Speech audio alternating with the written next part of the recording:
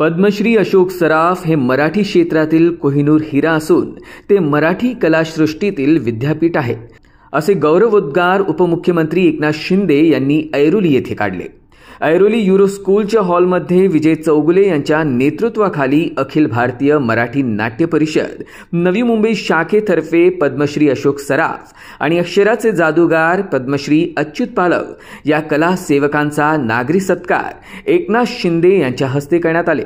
यावेळी अशोक सराफ यांच्या पत्नी अभिनेत्री निवेदिता सराफ, अभिनेते प्रशांत दामलेसह अनेक मान्यवर उपस्थित होते।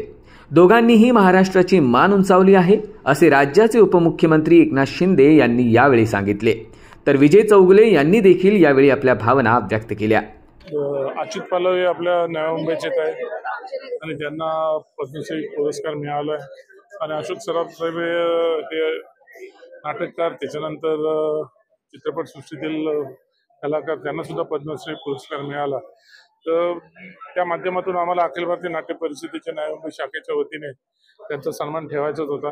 फक्त आम्हाला साहेबांची वेळ भेटत नव्हती, शिंदे साहेबांची, आणि शिंदे साहेबांनी सांगितलं होतं की आपण एक चांगल्या दिवशी, कुठल्या तरी एका दिवशी आपण त्यांचा सत्कार घेऊया, आणि त्या पद्धतीने आज साहेबांनी वेळ दिला आणि त्या माध्यमातून आज त्यांचा दोघांचा सन्मान माननीय उपमुख्यमंत्री एकनाथ शिंदे साहेब यांच्या हस्ते करण्यात आला।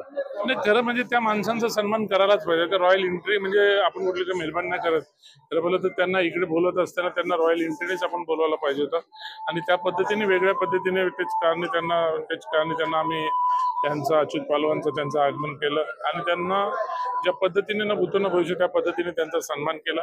आणि नवी मुंबईकरांचा सन्मान त्यांनी स्वतःहून सांगितलं ते कधी विसरू शकणार नाही, स्वप्नात पण ते आठवण करतील।